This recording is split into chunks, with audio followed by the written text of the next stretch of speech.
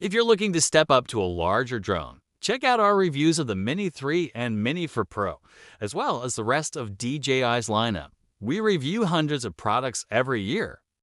Don't miss our other stories. It's super easy to use and priced at just $199. The DJI Neo makes flying a drone more accessible.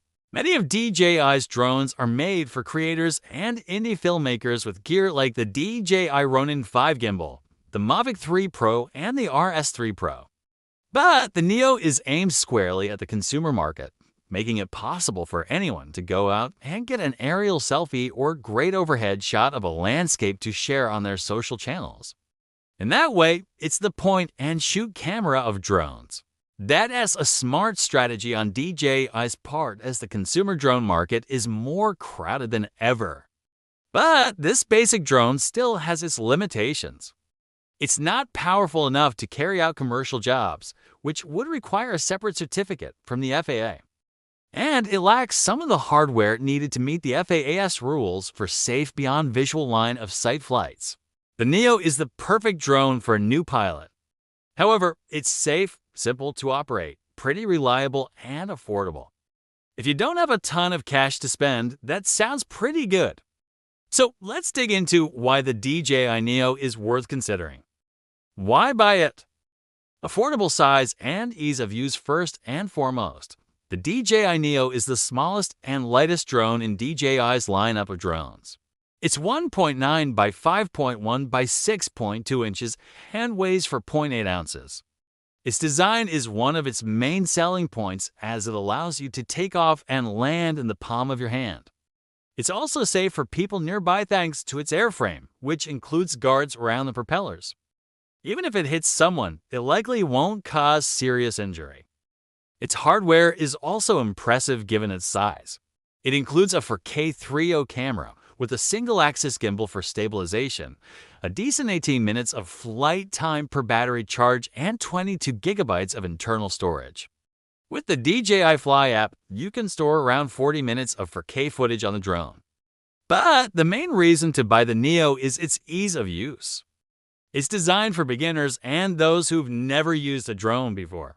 To operate it, you have 3 different options. First, you can fly using the on-body controls. There are buttons on top of the drone for taking off and landing and for activating each of the 6 quick-shot modes. You can also use the DJI Fly app on a smartphone to activate the same 6 quick shots or to gain a live feed from the camera and touch controls from manual flight. For best results, we recommend buying the optional RCN3 remote control. The remote provides a live view from the camera, lets you fly manually with more accuracy, and lets you use quick shots. The main advantage is that the remote has a range of about 1 mile, whereas the app is limited to about 165 feet of range. You'll also need to buy the drone and remote separately because DJI does not sell them in a bundle. However, it does have an extra battery bundle called the Neo Fly More Combo, which includes the drone, 3 flight batteries, and a 3-way charging hub. Spare batteries are $39 a la carte, and the charger is $35, so the bundle represents a modest $24 discount versus individual pricing. Quick shots are automated flight paths that work similarly to guided modes found on competing drones. They're readily accessible directly from the drone, but are also available in any mode. The 6 options are Circle, Direction Track, Drone, Follow, Rocket, and Spotlight, Direction Track.